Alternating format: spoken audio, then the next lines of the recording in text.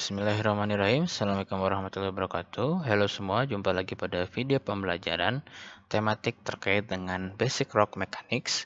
Ini merupakan video lanjutan video kedua, yang pada video kali ini, seperti yang kita bahas di pendahuluan sebelumnya, kita akan berbicara terkait dengan bagian pertama, yaitu Engineering Properties of Rock. Secara umum, ini adalah belajar terkait dengan properti suatu batuan. Nah, tentunya begini, teman-teman semua, batuan itu secara di lapangan kita menemukan jenis-jenis yang berbeda. Kalau paling mudah kita bagi adalah batuan kristalin dan non kristalin seperti itu ya. Atau nanti yang non kristalin itu kita punya batuan sedimen ataupun batuan piroklastik, gunung api dan turunan-turunannya seperti itu ya. Dan batuan kristalin sendiri pun memiliki tipe yang berbeda-beda. Ada batuan beku, ada batuan metamorf. Nanti di batuan beku juga ada yang sifatnya mafic hingga felsic. Di batuan metamorf ada yang foliated atau non foliated dan seterusnya. Jadi banyak sekali variabel-variabelnya. Tentunya ketika kita ingin mengetahui kekuatan batuan, kita tidak bisa serta-merta memutuskan, oh ini tipe batuannya ini, maka kekuatannya seperti ini. Karena memang dari umur batuannya pun itu juga akan berpengaruh, selain juga dari tipenya, begitu ya. Nah, dalam hal ini kita akan coba bahas beberapa cara untuk menghitung kekuatan batuan. Jadi dalam hal ini ada yang kita kenal beberapa variabelnya, ada point load strength index, ada unconfined compression test atau kita kenal dengan UCS test begitu ya. Lalu ada istilah yang kita sebut sebagai modulus rock. Lalu juga ada confined compressive strength. Ini mungkin bisa dibilang kelanjutan dari UCS tadi begitu ya. Lalu juga ada alternatif menghitung properties batuan menggunakan sonic velocity test begitu. Ini akan kita coba bahas dan kita akan mulai dari bagian yang pertama. Oke, kita masuk ke bagian point load strength index begitu ya. Jadi dapat dikatakan ini cara yang paling sederhana ketika kita ingin menghitung kekuatan batuan, tetapi tetap mendapat nilai secara kuantitatif. Karena ketika untuk secara kualitatif mungkin kita bisa menggunakan hammer test begitu ya, seperti yang rekan-rekan lakukan ketika di lapangan untuk mengetahui kekuatan batuan kira-kira seperti apa. Nah, point load strength index ini merupakan simple test seperti saya katakan dan juga bisa dilakukan dengan hydraulic jack. Ini adalah gambar yang saya kutip dari Small 2016. Bahwasanya memang dalam alatnya teman-teman bisa lihat ada seperti, saya bilangnya adalah seperti ini ya, seperti staples yang besar gitu kalau di tukang fotokopi ataupun alat pemotong batuannya, itu nama hydraulic jacknya gitu ya. Dia tekan dan nanti ngepom di sini sehingga dia menghasilkan energi di sini, dan energi ini bisa terukur dengan diukur dengan meterannya ini, yang nanti kita akan masukkan nilai load failure-nya berapa begitu ya, atau nilai load-nya lah, sehingga ketika sudah failure nanti kita tahu load-nya berapa. Nah, dengan ditekan ini maka conical platens ini dia akan semakin merapat sehingga menghasilkan rekahan pada batuan. Simpelnya seperti itu. Nah, umumnya core batuan, jadi batuan itu dalam bentuk core biasanya diletakkan di antara dua conical platen ini. Jadi batuan disertakan di bagian sini dengan tentunya sudut conical ini 60 derajat ya. Ke sini 60 derajat lah antara sudut ini. Begitu. Dan dia memiliki spherical tip sebesar mungkin 5 mm begitu ya. Spherical tipnya 5 mm. Nah, lalu ditekan hingga menghasilkan tensile failure. Ingat di pelajaran geologi struktur, tensile failure adalah rekahan yang diakibatkan adanya tarikan begitu ya. Jadi seolah-olah dia ditekan di bagian tengah, tapi nanti dia akan menghasilkan tensile failure yang memiliki arah paralel terhadap arah tekanan di sini dan tegak lurus terhadap arah tarikannya begitu ya. Jadi kalau kita tekan secara vertikal seperti ini, mungkin kita bisa gambarkan misalkan kita punya core begini, maka dia akan menghasilkan rekahan yang seperti ini. Nah, once ketika dia menghasilkan rekahan, nah itulah nilai point load failure-nya, nilai P-nya. Nah, di sini ada nilai P-nya dan juga beberapa variabel perhitungan dituangkan, sudah ada. Mungkin kalau di Indonesia ada SNI-nya ya, ada standarnya. Di sini ada AS 4133.4.1 tahun 2007 dan juga STM standar ASTM D5731-08 di tahun 2008. Di sini membagi adanya dua perhitungan, yaitu ada uncorrected point load index, lalu ada koreksinya seperti apa, dan juga nanti ada equivalent distance ketika memang ketika memang bentuknya atau core-nya itu tidak bersifat sempurna begitu ya, atau irregular. Di sini rumusnya, saya coba sampaikan di sini. Ketika uncorrected point index, teman-teman mendapatkan nilai P tadi dari alatnya. Lalu kita juga memiliki nilai jarak conical plate separation-nya. Jadi ketika dia krek begitu ya. Jadi jaraknya itu berapa gitu. Jarak antara conical pattern itu berapa panjang, itu juga perlu kita ketahui. Nah, itu nanti akan masukkan nilai LS-nya begitu ya. Nah, untuk melakukan koreksi biasanya digunakan setelah mendapatkan nilai uncorrected point load index, maka kita masukkan ke rumus yang kedua.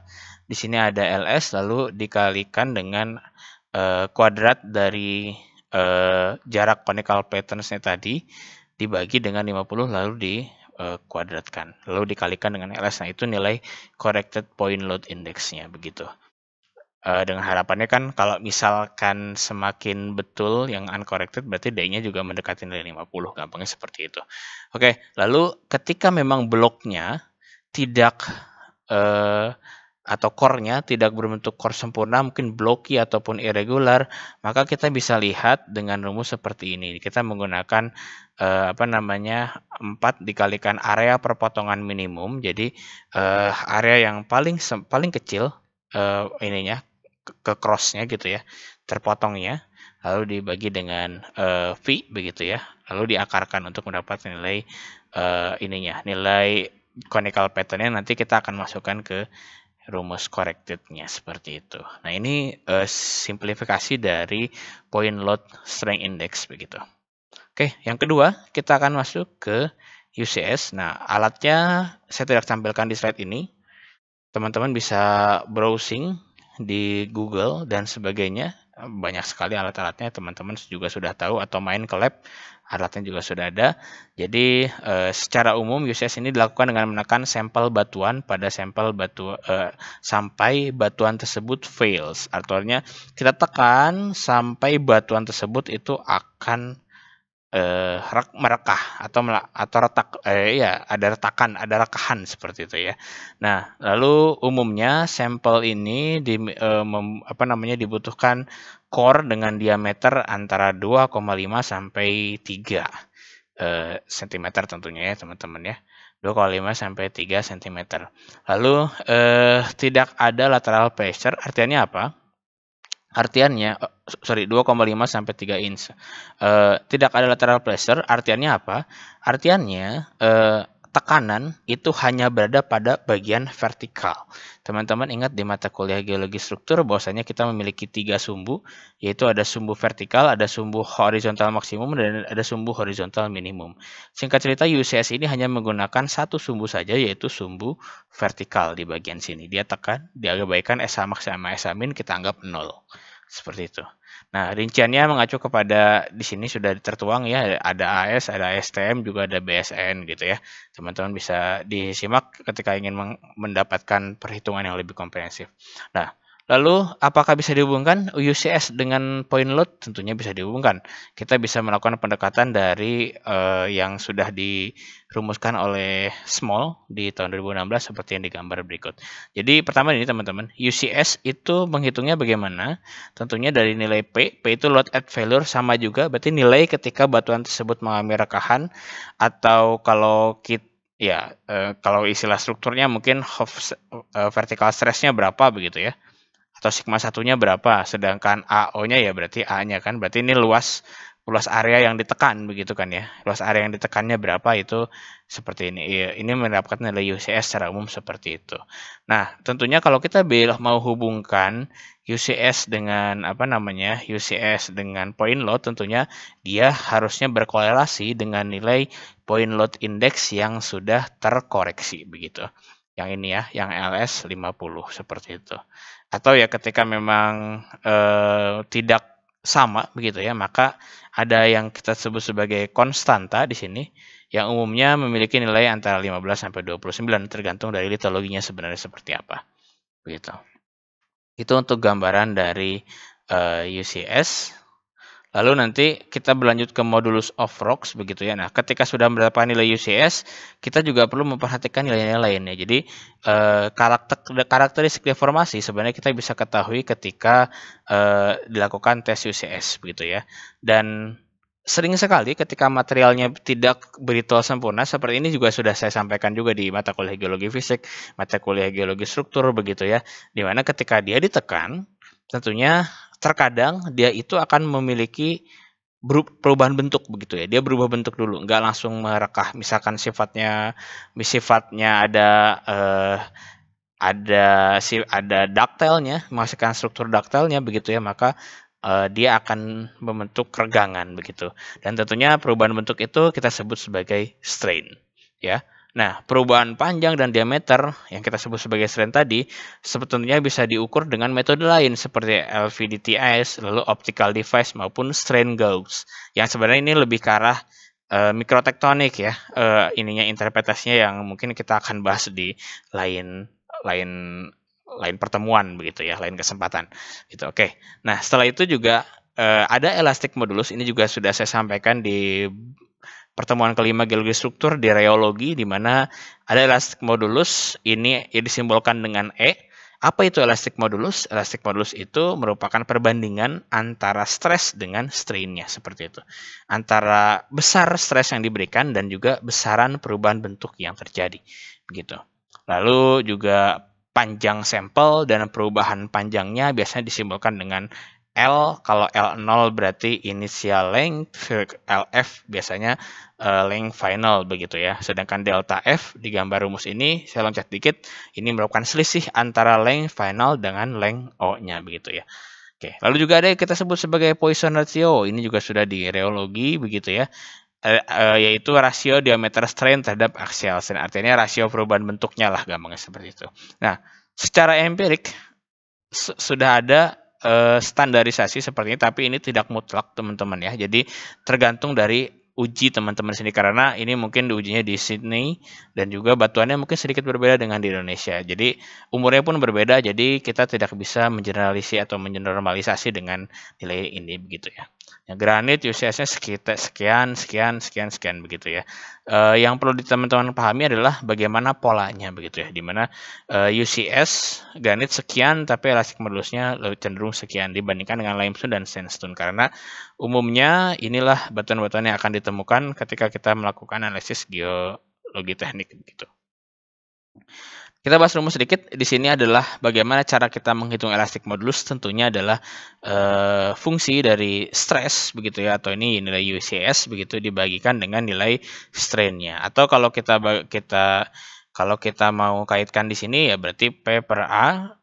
Ini kan seperti rumus ini ya, rumus UCS tadi ya, dikalikan dengan L per delta L seperti ini. Ini adalah menghitung strain-nya. Jadi simpel saja dalam mencari nilai elastic modulusnya.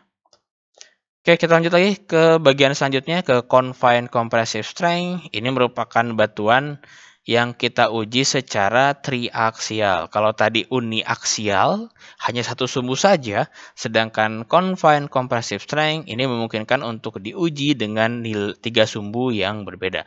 Jadi kita bisa memberikan load atau tenaga dari vertikal, dari horizontal satu lagi begitu ya. Nah, kita bisa memberikan dari tenaga. Nah, ini kita sebut sebagai konsep triaksial begitu ya.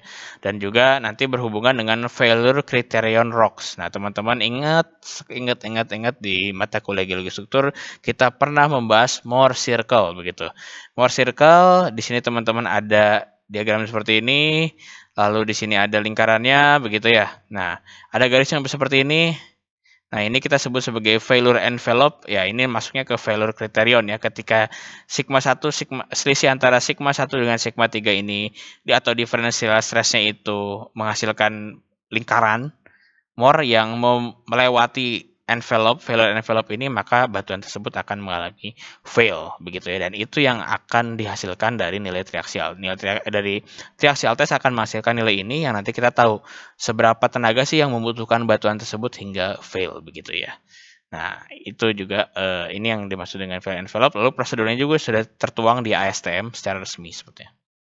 Oke, alternatif terakhir ketika ingin melakukan tes, nah kita menggunakan gelombang elektromagnetik atau geofisika begitu ya, dengan sonic velocity test begitu ya. Jadi ini cenderung ke konstanta elastik begitu ya. Biasanya di bagian bawah atau jauh di bawah permukaan begitu, karena bisa dijangkau dengan mudah oleh gelombang seismik, di mana ini kita bisa mengetahui konstanta elastik batuan melalui gelombang seismik. Lalu juga yang digunakan baik gelombang P maupun gelombang S begitu ya. Ini merupakan bagian dari body wave. Ingat mata kuliah geologi fisik, tektonofisik begitu ya. Kita berbicara terkait dengan gelombang P, gelombang S yang ini merupakan cikal bakal kita bisa membedakan mana inti bumi, mana mantel bumi, mana inti luar, mana inti dalam seperti itu ya. Di sini kita kenal dengan VP atau compressive wave dan juga shear wave atau VS begitu ya. Nah, ini nanti ada beberapa fungsi di sini. Ada batasannya, yaitu kita mengasumsikan bahwa batuannya bersifat homogen, isotropik, dan linear elastik. Maka nilai shear modulus, ya jadi G itu adalah shear modulusnya. Lalu E-nya adalah elastic modulus tadi atau modulus Young, dan V adalah Poisson ratio. Nah, fungsi-fungsi ini kita bisa gunakan untuk menghitung yang diketahui biasanya VP VS begitu ya. VP VS nanti menghasilkan nilai tertentu, nilai modulus Young atau elastic modulus, nilai shear modulusnya, dan juga nilai Poisson ratio-nya. Nah, ini biasanya kita gunakan di reservoir geomechanics begitu ya. Nanti teman-teman bisa mengambil mata kuliah pilihan reservoir geomechanics di RMG ataupun di geologi kita mengambil mata kuliah geomekanik yang umum seperti itu. Oke, baik. Ini mungkin akhir dari penjelasan di bagian pertama terkait dengan engineering properties of rocks. Terima kasih atas perhatiannya. Kita jumpa lagi pada video selanjutnya. Terima kasih. Assalamualaikum warahmatullahi wabarakatuh.